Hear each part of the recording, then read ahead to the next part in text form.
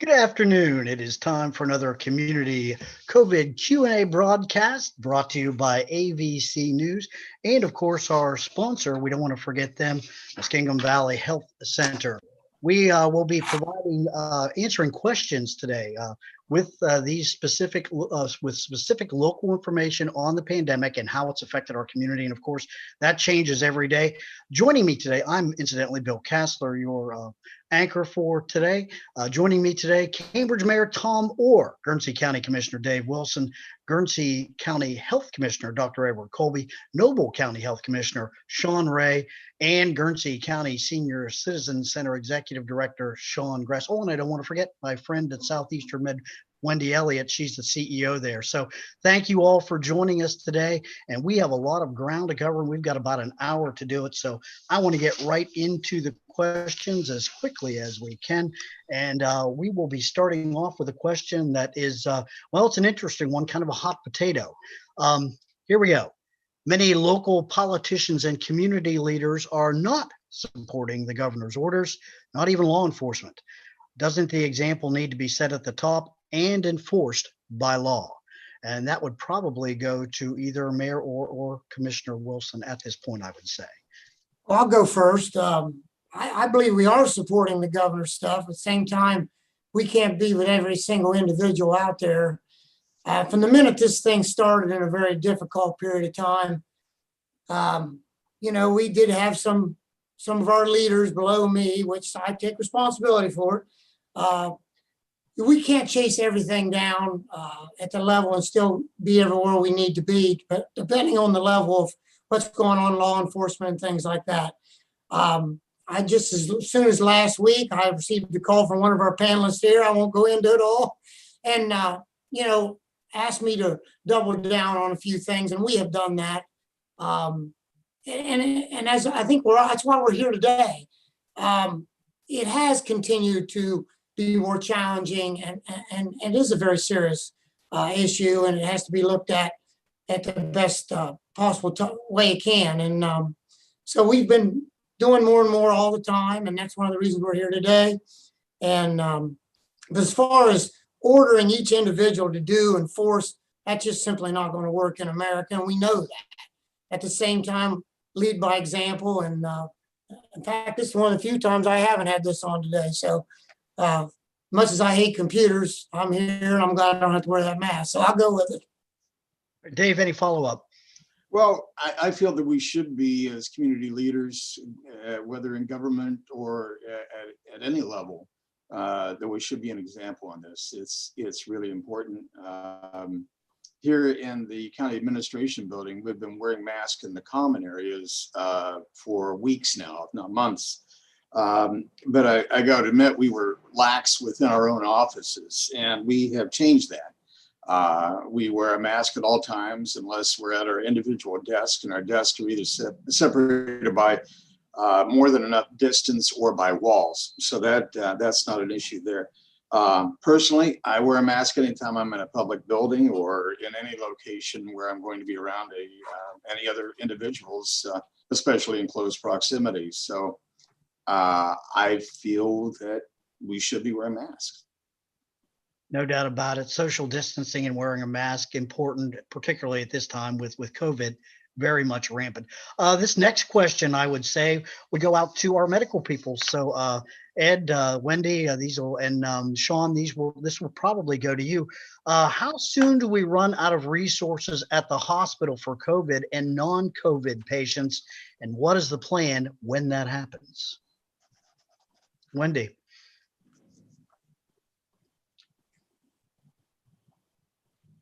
It helps if I unmute before I start to talk. I will tell you that we have very well-developed plans to increase capacity, and we work collaboratively across our region with Ohio Health, with COTS, in our zone and our region, and we have daily calls to ensure availability of beds at the appropriate level of care as needed. Our focus right now really is ensuring that our associates stay healthy and are available to take care of you for your COVID and non-COVID care needs. I appreciate Mayor Orr and Mr. Wilson. We agree wholeheartedly. You should be wearing a mask and maintaining 6 feet of distance to help stop the spread of this. We need the community, everyone's help in keeping our associates healthy when they're out and about in the community by, again, wearing your mask, observing social distancing, and avoiding hosting or attending any large gatherings. We talk with our associates daily about showing their COVID courage, both at work and in the community, to ensure that they aren't contributing to the spread or picking the virus up. Because at this point, we need all of our associates healthy to be able to take care of you. We should follow those safety guidelines every single day if we want to beat the virus. So from a standpoint of resources, we are well positioned to make sure that you have care that you need. Anything to add, Ed or Sean Ray? I'll just offer in that we've heard anecdotally from some other communities in Ohio and some other neighboring facilities. I think things are starting to fill up in some of the hospitals. I know some of the ERs in some of the other communities are starting to have some backlog. And part of this is it's not all just COVID. I mean, this is normally a high time of the season for people to become ill with flu and the other viruses and everything else that ails them. And you add COVID onto that, and it's putting a surge out to all of our hospitals statewide. So we're blessed with Southeastern Med and Wendy and their plan that they have going on up there. Every facility is being challenged by staffing levels just because of their own staff either becoming infected or in quarantine in an effort to protect those further within the hospital facility. So. Thanks, Sean. I'm going to move on to another question, and this is something that came up. We were discussing this right before we went on the air. This is an interesting question because everybody knows that right now vaccines is pretty much a hot topic. And this would probably go out to our medical people again. Do we know when the first vaccines are expected to be available locally, and when do we plan to distribute them?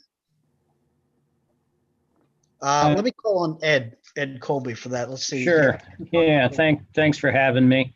Yeah, I do think, according to what we actually had a conversation yesterday morning with the governor's office through the health department, and it looks like mid-December that we will probably start seeing vaccines available for nursing home population, the most vulnerable, as well as healthcare providers to follow. I would say best case scenario for routine vaccination of the general public is probably going to be early spring sometime by the time we get enough doses and stuff. But, you know, we currently do have a plan to vaccinate if that's something the health department is asked to do. We've done that through drive-through flu clinics in the past, and we feel we have a pretty good plan if we have to vaccinate a large amount of people in a short period of time. Anything to follow up with Sean Ray? I would concur. That's, you know, the same information that we're hearing, and also that, you know, we say that we've been doing emergency planning in public health for at least 20 years, and mass vaccination has been a key component of that. And that's why we still do drive-through flu shot clinics and other ways of practicing and doing that. So we're actually looking forward to the beginning of vaccine in reality. No doubt about it. Hey, I want to follow up real quickly with Sean Gress, who's here with the Guernsey County Senior Citizen Center.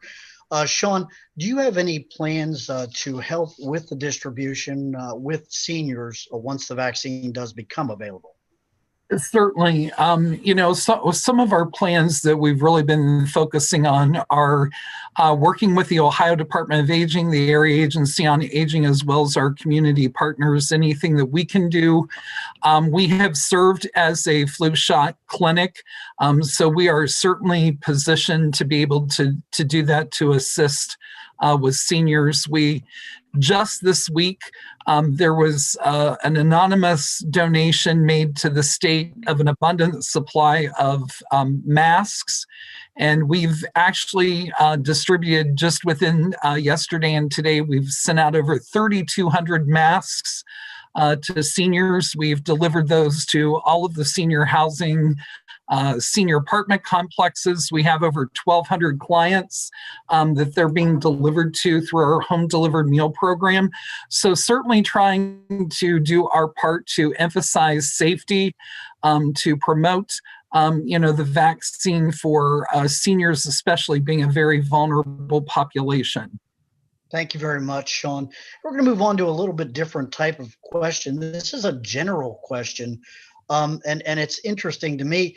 Why are schools allowed to continue extracurricular activities, and this includes sports, while many students in those same districts are remote learning? And I would open the floor to anyone who would have an answer to that question.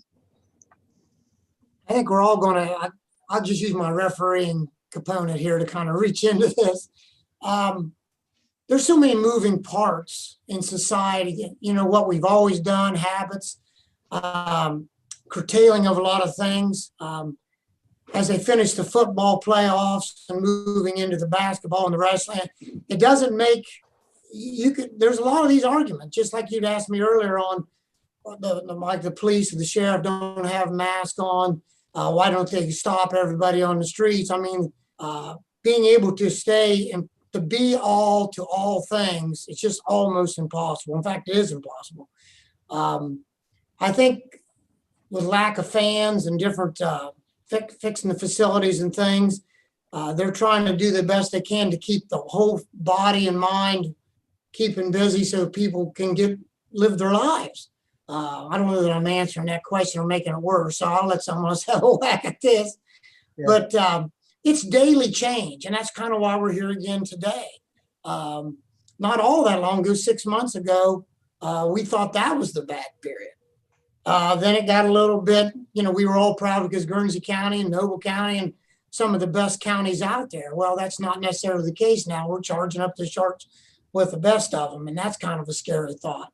So mentally, there are some changes that's probably yet to take place. Anything to add there, Dave, Dr. Colby, Sean Ray? Yeah, I'd like to just say, just from my point of view, I just personally feel if it's not safe for the kids to be in the classroom, I don't think it makes much sense to have extracurricular activities. That's just my take on it. I'm not saying it's right, but it just to me doesn't make sense that if they can't safely be in this classroom, why should they be participating in sports? I mean, I know it's good for them. Again, that's just my take on it, and I'm sure not everybody's going to agree. Okay, thank you very much. So that was an interesting question. Got another good one, I think, right here. This is a little bit more of a general question as well. The questioner asked, why aren't businesses forced to close when their employees, or many of them, test positive or are exposed? And I would open the floor to anyone who wants to answer that question. I'll throw out a little bit at that because the answer really depends on the particular business that we're talking about and the facts that go around that particular business. We do have a couple of small businesses down here that have had to close for a short period of time because all of their employees, or a good percentage of them, were in quarantine and isolation and they couldn't operate. But there's also far many other businesses and institutions that they have enough staff and are able to continue to operate in a safe manner. And that's what the expectation is. And there's no desire by anyone to shut businesses down. I think that the guidance that's come out from the state for a business to operate safely is good guidance. And if it's followed, it works. I think we're seeing that in our restaurants and food establishments and all the other businesses impacted by these orders. But some of them do not have enough staff to be able to operate. Quite frankly, both our school districts in Noble County have closed temporarily, and it's due to staff shortages. And that's because staff are becoming infected or have been in contact with those people. So there's no magic lever that gets pulled that says this business shall shut down because they have a positive in that facility. We're all about identifying who positives are, and then who are their contacts, and trying to get those people to stay at home for a period of time so that they don't pass it on to someone else. And that's there's some large businesses that are impacted, and we can work with them effectively, we believe, to stop the spread within those facilities. So is there any good job, Ed? Yeah, I would agree with that. I think that was well said. And some businesses are essential and just can't shut down. But contact tracing is really important. That's who you identify as potential at risk, who could spread the virus further. So, I think both health departments, actually probably most health departments, do a very good job at that. It's a very difficult, hard process. It takes a ton of time, but it is essential. Well, and I think that one of the things that's essential is, of course, our medical facilities, our hospitals, our doctors' offices, things like that. Now, is this pandemic affecting the staff of the hospital or local doctors in any way that people should be aware of? Wendy, I'd hope you would have something on that. Yes, I'll piggyback on what Sean Ray said earlier. Southeastern Med does have concerns over staffing, but we are not alone. Every facility across the state has the exact same concerns. And that's why it's so important that we are linked in together to determine who has capacity for a patient on any given day.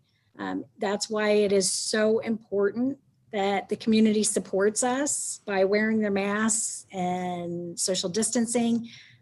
We had a conversation with a couple of associates last week, and one of them's perception was they felt very disrespected if they were out in the community and saw someone without a mask. They feel like they're working tremendously hard to make sure that they're taking care of people and they're doing it safely. And they really need the community to support them by following those safety guidelines as well. Thank you, Wendy. Let's move on to another question now. This one was pretty specifically targeted. The questioner wants to know why the mayor and or the commissioners are not forcing the Cambridge Police or the Guernsey County Sheriff to help enforce mandates at local businesses. Dave or Tom? Well, I'll go first on this one. County commissioners individually or collectively have no authority over another elected official. That's just Ohio Revised Code. Unlike municipalities, we don't have home rule, so we're very much confined to whatever is allowed by the Ohio Revised Code. That's the law of the land, at least within the Ohio borders. And mandates do not fall into our capabilities. So that's pretty much where we're at. We're restricted that way. We can, the closest we could come is if criteria is met to declare an emergency, and that's only to qualify for aid through FEMA or some other such agency, and that really wouldn't apply in this particular case. Tom, anything to add? Well, I think I kind of got into that in the very first question, but it's constant movement. I see our officers wearing masks, not all the time. I think I read in one of the governor's mentions safety forces are kind of on their own to fly by what they feel the environment is they're at the time. It's a difficult atmosphere and what they get called into. A lot of times I've asked them to be aware of their surroundings. We've talked about it with their chain of command. I've seen a movement in the direction we're talking about a whole lot better. Are they perfect? No. Again, the resources, we want to keep them on, and that's what we tell them. We want them to be here to answer their shift because we have been thin. We're down a few officers right now, but not because of COVID, but add COVID to that, and that makes things more difficult. Same thing with our street workers and things like that. We want to be able to field a plow crew should the snow fly. There's just a lot, just like what Wendy was talking about with the hospital, keeping your employees. I mean, that is pretty critical what we're trying to do here. But if we're going to walk around and say that person don't have a mask on, I mean, we can't go down that road either. But at the same time, this is what this is about today. And hopefully by us talking about these things, there's people hearing that's going, I better pick it up a notch. And that's what this is about. Thank you. Moving on to the next question, I found this to be what I think is a little amusing. It really kind of falls under the classification of a rumor, but I'm going to ask the question just hopefully to kill the rumor. There are reports of people that are testing positive who then turn around and die from another cause, but are still labeled as a COVID death. Why is that? And the editorial comment was, do hospitals or other healthcare facilities benefit financially to pad COVID numbers? I'll answer first, I guess, a little bit. My question back is that perhaps the reports that they are quoting are false. That would be my response as well. And specifically, this was said earlier in the year, and I'll just tell you, we've never had a car accident in Noble County that person that was deceased died of COVID. In fact, when that question was being asked, we didn't actually have any car accident people who had died of a car accident. If you delve into the question a little bit further, I will say if a person has a pre-existing health condition, that makes them much more susceptible to COVID. But if they get the COVID and the doctor determines that COVID killed them, then COVID killed them, not the pre-existing condition. And we're not the ones here in public health who are making those determinations. There's individual doctors out there who's filling out those death certificates who are the ones who are determining, what they died of. And Wendy, I'll let you answer though I know I could, I'll let you answer the last part. Thanks, Sean. That was well said. I was going to throw out a term that I think that's fake news. But to give you some context, hospitals are paid on specific codes. These codes are very well defined based on a patient's diagnosis and the treatment that they receive. COVID patients are very resource intensive. As Sean said, a lot of them have underlying health conditions, and that's why they're hospitalized. And Medicare has determined the payment rate for those. It is slightly increased, but again, that's to account for the resource intensive nature and the resources that are used taking care of those patients. They don't benefit financially from those COVID patients because 9 times out of 10, they have a longer length of stay. So they're here longer and require significant resources, as I said. And I can tell you from experience, I don't know any hospital that is getting rich from taking care of COVID patients. Okay, thank you for killing that rumor. That leads me into my next question. There's a lot of things going on right now. We're seeing a lot of fake news, a lot of reports on social media, a lot of reports on websites that are pretty outrageous regarding COVID. Are there any rumors that any of you have heard that you'd like to kill right now? Because there's a lot of things going around and there's a lot of untruth going around, unfortunately, that people are taking as gospel.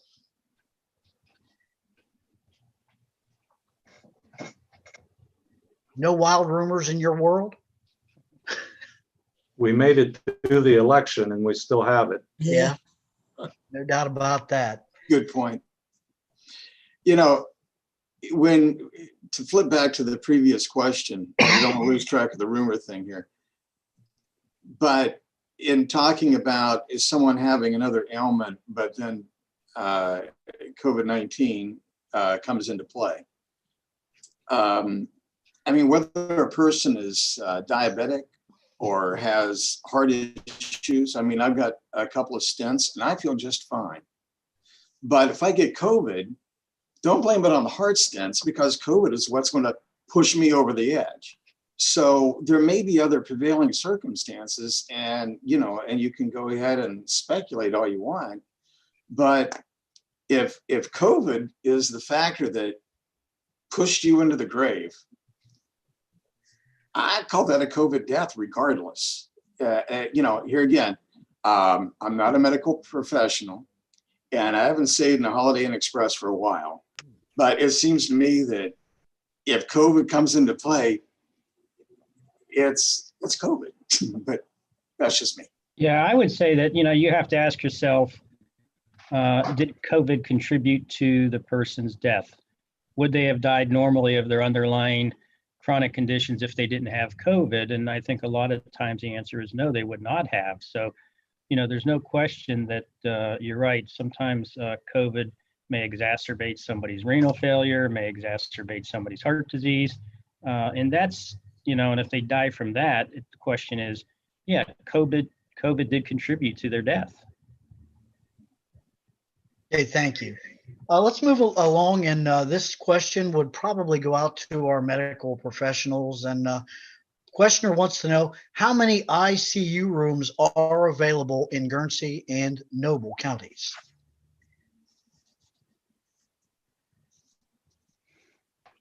Well, I can tell you here at the hospital, we have 12 ICU rooms, and then we have more negative pressure rooms, which are used to treat COVID patients. But I'll go back to what Sean and I both have said previously. We're linked in to hospitals across our region and our zone. And so as staff and beds get tight, it is important that you have that linkage across the zone. We're doing lateral transfers of patients and having those calls every day to make sure there are beds available. But they're tight, and we need help to make sure that we are able to, once again, flatten the curve and not see that exponential growth that we've seen over the last several weeks. Anybody else, anything to add? Noble County doesn't have any ICU beds because we don't have a hospital. So we very much rely upon Southeastern Med and Genesis and Marietta Memorial for our community. So. Thank you. Let's move on to another subject. This one will touch on another expert who I'm sure is ready to answer. Because the elderly remain a vulnerable population, especially during the COVID-19 pandemic, what types of services and programs are available that can help keep seniors more safe and well? And Sean, I'm going to turn that one over to you pretty quickly, because I know that you've got a lot of answers down there at the senior center, even though the center itself isn't open. Right. And, thanks so much. That's a great question. Ever since, back in March, prior to the governor's order for senior centers to be closed, we actually closed a week prior to the governor's orders just to keep our local seniors safe. So although we have been closed to the public, let me reassure our community, we have been very, very busy. It's actually been probably more busier than ever.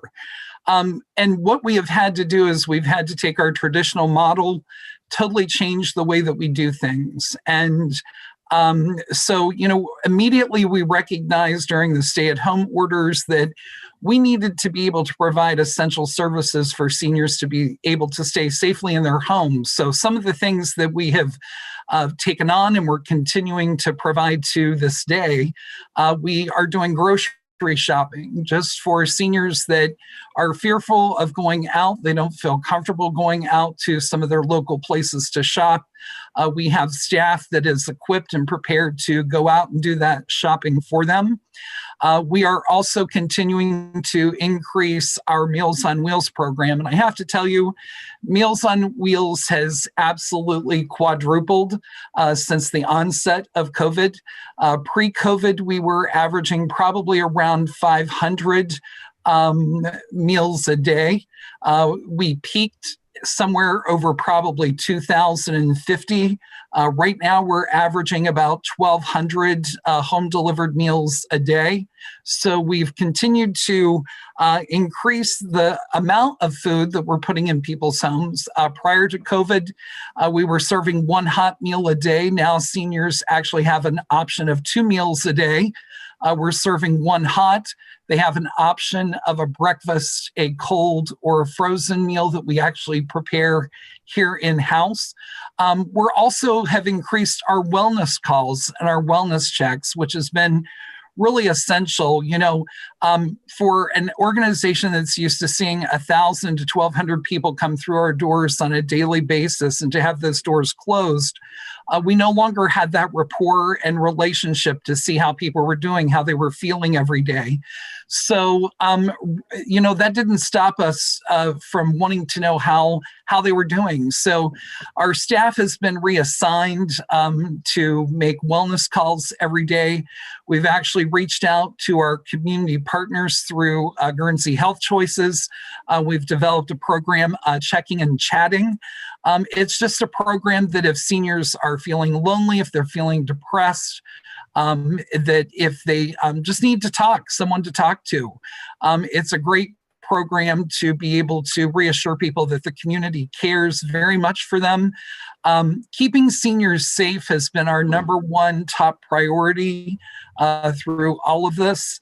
I can't emphasize enough, our staff has just gone above and beyond to try to remain safe themselves. We've had to rethink the way that we deliver a meal. We could no longer go into the home according to the rules.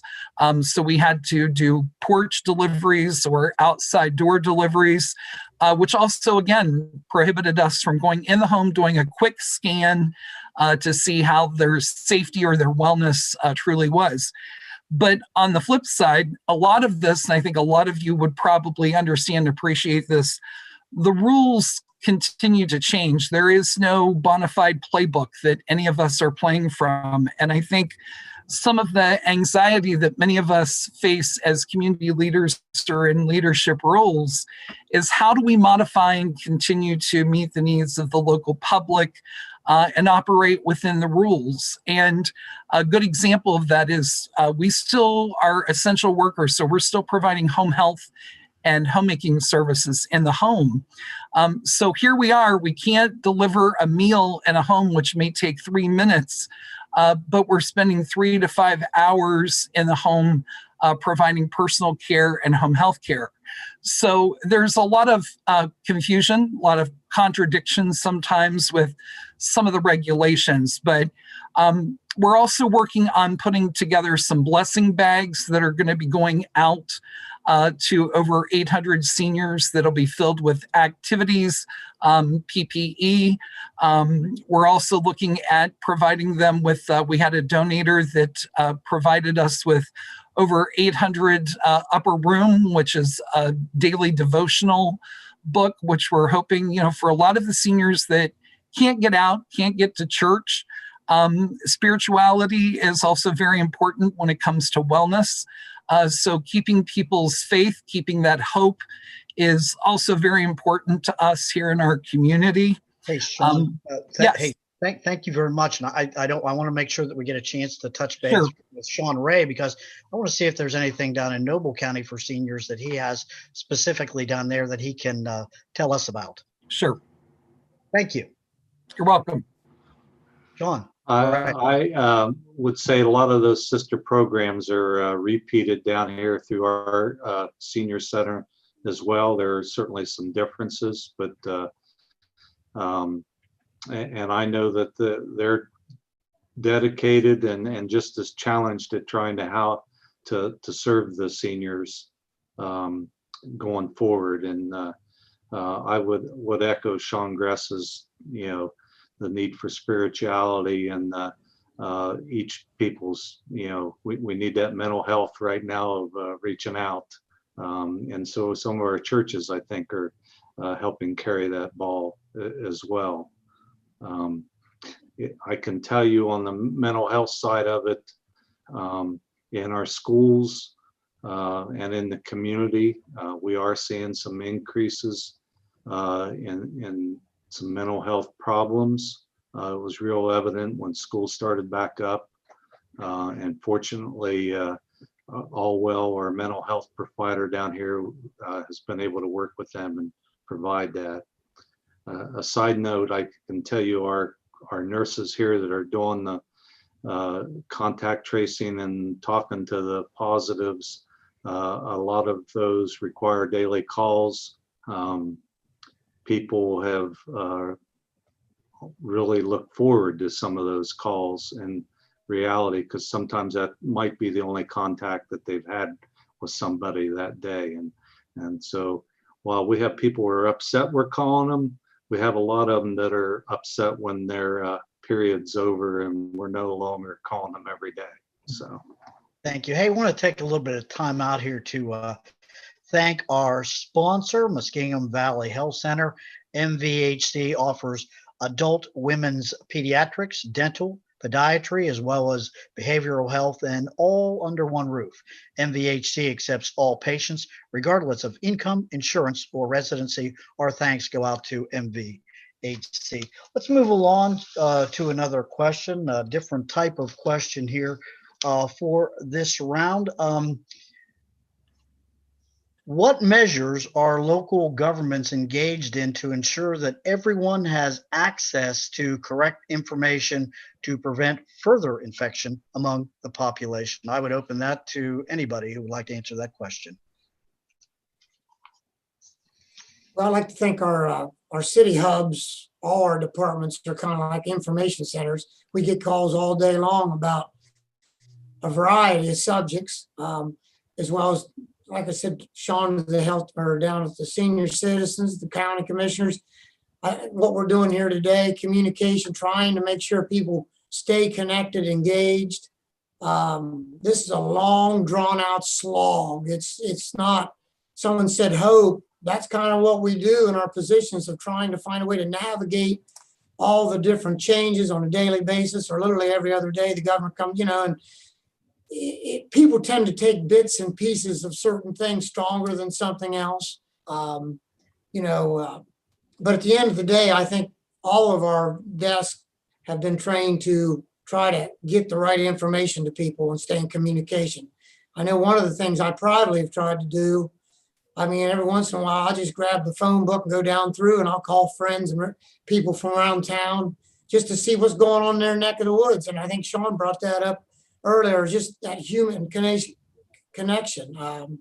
And also Sean down in Noble County, same thing. Ultimately, we need each other. And if we can always do better, but at the same time, I want to applaud those that led to this moment today, because this will help. Thank you. Anybody else? Yeah, I think from the Guernsey County Health Department, I'm sure Noble County is the same. There are websites that the health departments operate that have up-to-date information as the CDC updates it. We update our sites. So, there's a lot of good information there if they want to check those sources. Plus, and we get calls every day, multiple calls. If you have a question and concern, there's no problem if you call. Somebody will eventually get back with you and hopefully give you the information you need. Wendy, haven't heard from you in a bit. Anything from the hospital? Yes, I would just like to take this time to really highlight the phenomenal job that both the Guernsey County and the Noble County Health Department and their staff are doing. I don't know that anybody understands the yeoman's amount of work that is being done and has been being done since the beginning of this pandemic. And both of their websites are always up to date. They put out great notices for the community. We at the hospital try to put on our social media different places that people can go to get accurate information. But both our health departments, we're very blessed. They have done a great job throughout this pandemic and providing information for folks, if they would just listen. I have to echo that, Wendy. I think, one of the things that we have seen is that early on, getting good information out to people so that they're educated and aware about the different resources, about, wearing a mask, washing your hands, socially distancing, and the help with the EMA, the health department, all of our community leaders have just done an exceptional job. I think what it comes back to for me, though, I think I see that there needs to be a lot of personal responsibility, and especially as even an employer, the amount of responsibility that I think sometimes gets pushed back to the health departments to maybe get a hold of people that you've been in contact with, should you be tested positive.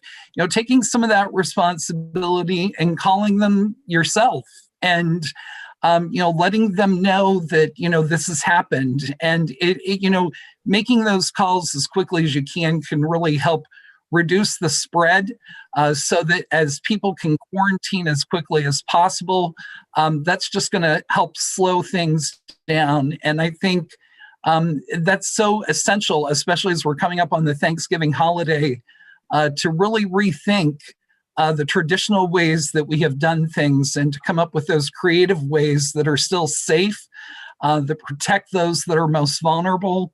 And, again, that personal accountability and personal responsibility.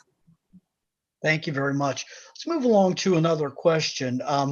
This one a little bit more political in nature. What action is local and county government taking to alleviate the financial burdens to residents as federal and state assistance continues to be overtaxed in the upcoming months and currently right now? One thing we've done out of our office here, in conjunction with our Department of Job and Family Services, is we've established a fund of $50,000 that is designated for use to assist in delinquent rent or mortgage payments.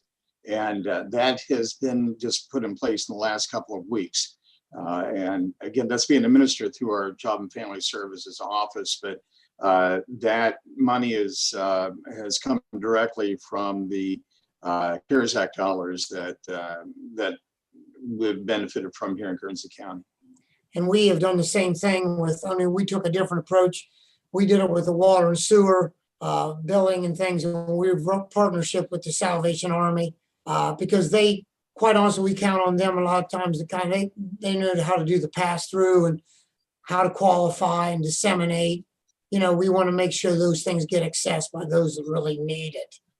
And of course, I don't think anybody wants to run their water bill up just so they can go ahead and chase us around. But that's just some of the things we've been trying to reach out and do more of. And then again, our departments, sometimes I don't want to promote too many of these things out there, but whether it's picking up sticks or raking leaves, our men and women are out there all the time trying to keep anything to keep the population feeling like someone's checking on them. And we also have our policemen doing well-being checks. I didn't bring that up, but we check on senior citizens quite often. They tend to always get into the middle of the gray area where people's pushing on them and stuff, but I'm just very thankful we have the forces we have. Thank you. You bring up the social thing. It's been a topic here. I've got a question related to that. And this is for anybody who'd like to answer. As positive COVID cases continue to spike, it gets darker earlier, and winter often brings about increased numbers staying inside of their homes. What can be done to help combat loneliness, isolation, and depression because of the impacts not only of the seasons, but COVID-19 as well? And we all know right now, having lived through this for a few months, that the social impact of this disease and the isolation that it can cause, that's a huge problem right now. I think I'll speak, for our senior community. Early on, whenever this first came about, we had something to look forward to. We had, spring and summer, people could get outdoors. And now with the seasons changing, you're right. It is getting darker. It's getting a little more gloomy, a little more depressing. So, I think one of the things that we have to really focus on is, number one, if you're going to be confined to your home and you have aging loved ones, reach out to them. make those phone calls. I can't think of a more appropriate season than to bring back sending a good old-fashioned Christmas card with a letter or a message that might just make all the difference in the world for somebody sitting at home. We worry about the seniors becoming very sedentary, very isolated and alone. So I think looking for ways to connect, those phone calls. I know of an 86-year-old that recently received an iPad from his family, and he's able to FaceTime with his grandchildren, which he hadn't been able to see in months. So, all of those creative things that can make all the difference during a very lonely time. The holidays, a lot of people are not going to be able to get together. Going back to, again, helping small businesses, maybe send a bouquet of flowers, send something to your mom that says, hey, I'm sorry we can't be together, but I'm thinking of you. And I think that's so essential to utilize. A lot of our small businesses are the backbone of our communities, and there's ways that you can reach out to them to send a message, to let people know, we're all in this together. I think keeping people positive, keeping them upbeat, trying to find a little bit of happiness and joy in change is really difficult. So, I know here at the Senior Center, we've been focused on that. We've got a lot of plans and activities planned throughout the winter months that we'll be focusing on trying to combat that very issue. Okay, I'd like to hear Ed or Sean Ray, anything to add on that, because the isolation thing is becoming huge. It's a big problem. Yeah, I think pretty much what Sean said was definitely on point. I think just reaching out, even if you just drive over and knock on the window and wave at them and let them know you're there. Like she said, take them a meal, leave it on the porch. Go back to old-fashioned letter writing. I agree. I think those are things that people would appreciate. It just puts a smile on their face. No doubt about it. Anything, Sean Ray? I would just second that. I've witnessed that it's amazing the power of even just that phone call. And if you, quite frankly, if we could just even push some of all of our young kids have these cell phones.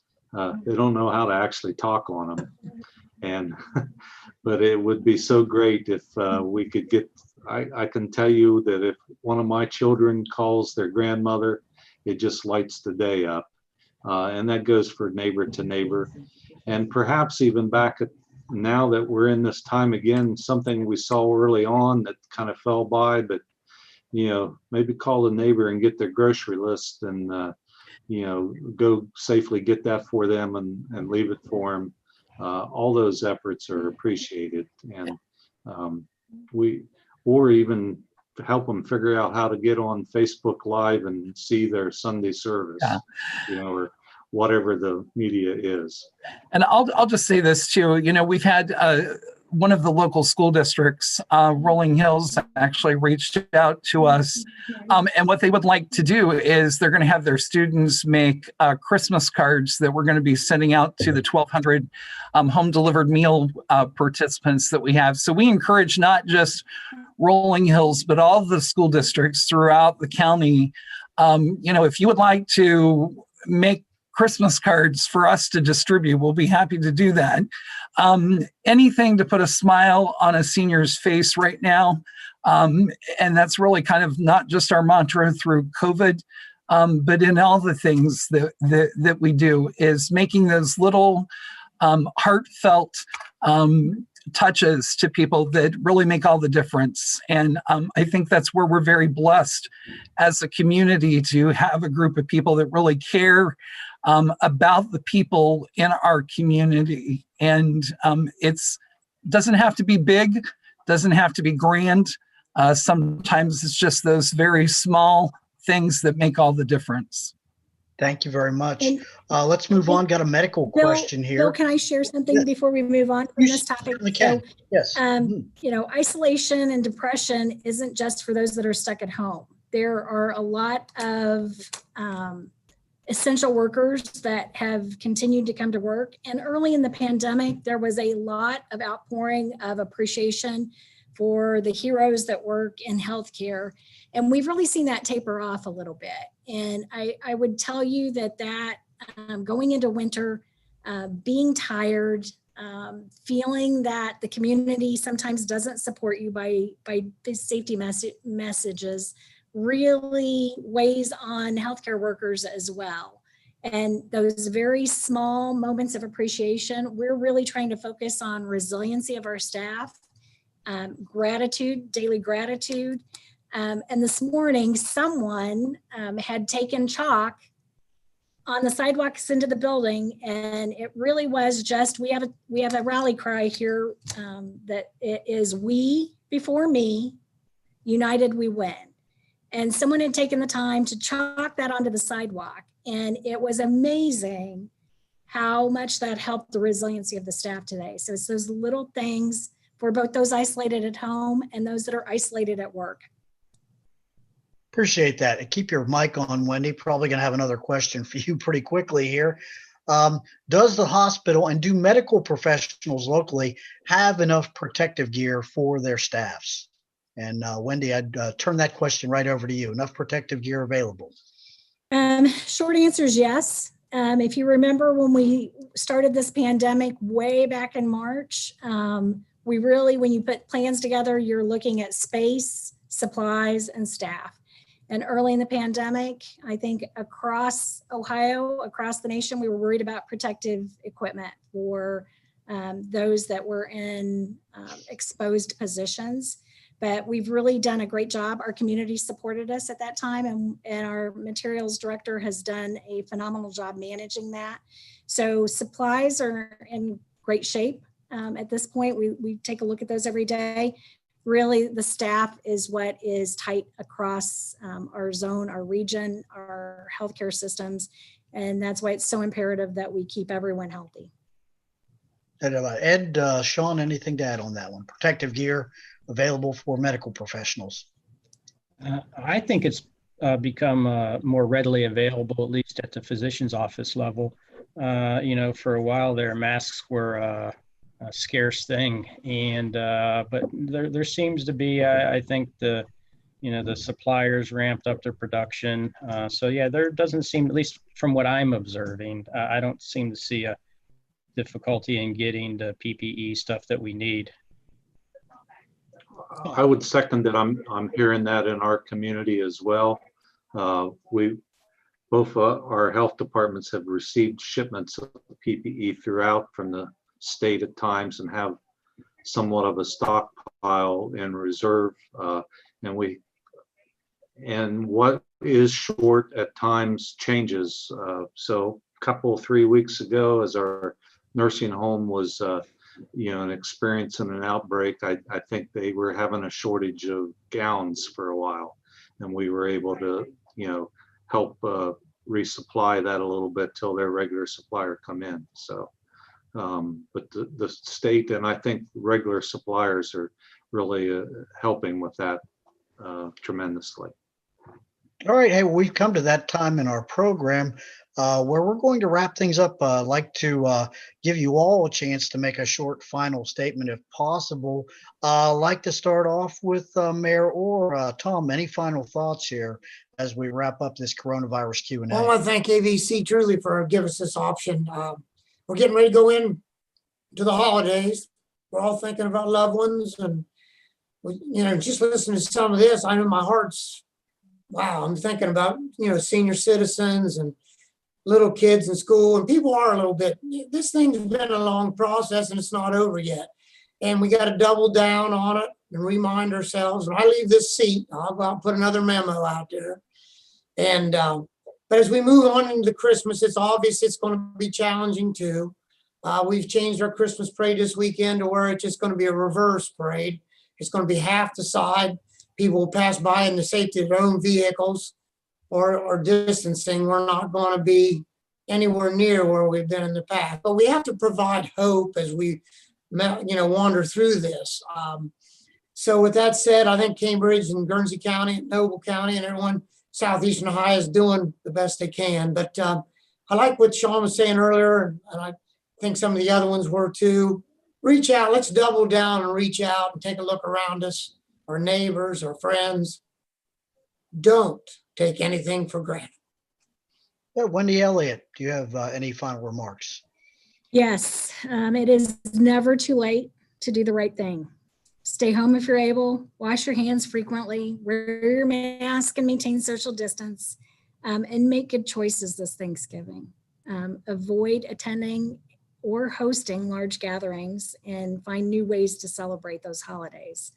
I will leave you because I think our tagline applies to everybody. We before me, and united we will win. Thank you. Dr. Colby, any final remarks? Yeah, thanks. I want to thank AVC for hosting this and MVHC for being a sponsor. And I want to echo what the others just said, is that, I think it's essential that we wear masks. Social distancing is important. And, I think one of the things you need to ask yourself is, maybe you can do something according to mandates that are out there, but the question is, should you? So I think a lot of us have to take some personal responsibility and say, should we be doing this? Is this the right thing? Because, COVID can affect anybody. And, we're all in this together, like Wendy said, and I think there will be an end to this, hopefully sometime next year. And if we sacrifice a little now, it's going to pay dividends. So thank you. Thanks, Ed. Sean Ray, any final remarks?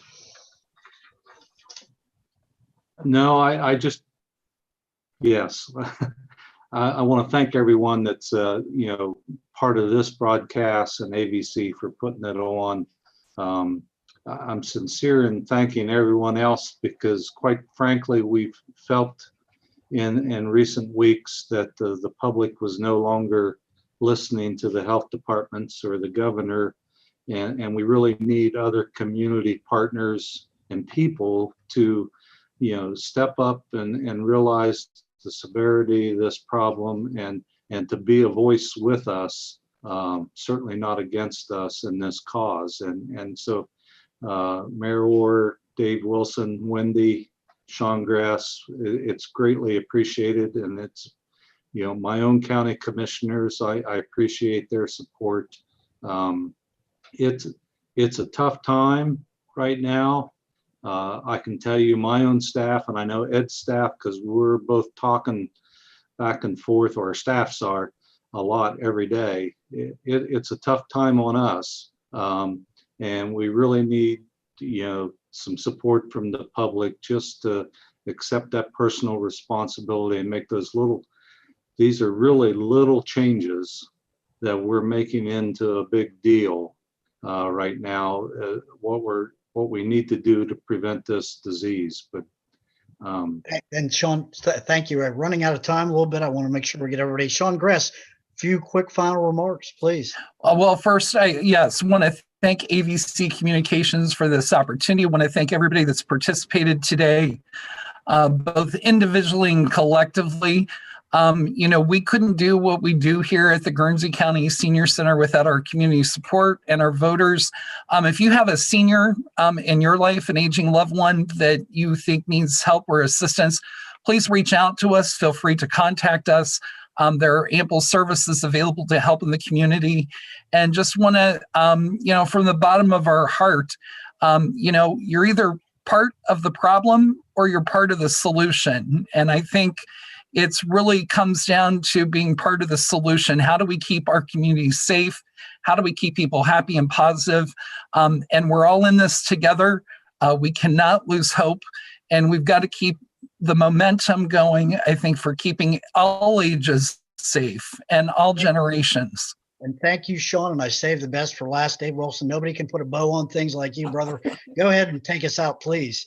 Don't overstate that, please. But I want to take, first of all, I want to thank Joel and you and everybody at AVC for doing this. I want to thank Wendy Elliott for bringing this up.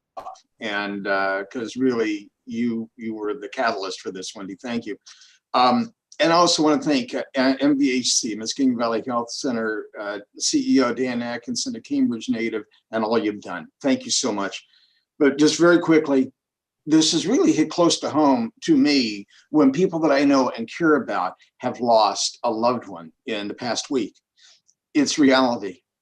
Don't look at a mask as a political statement. Please wear it. Be conscious of the impact that you can possibly make on people around you. Not that I'd enjoy more than being in Grove City on Thanksgiving, hugging my grandbabies. I won't be. We have to make sacrifices.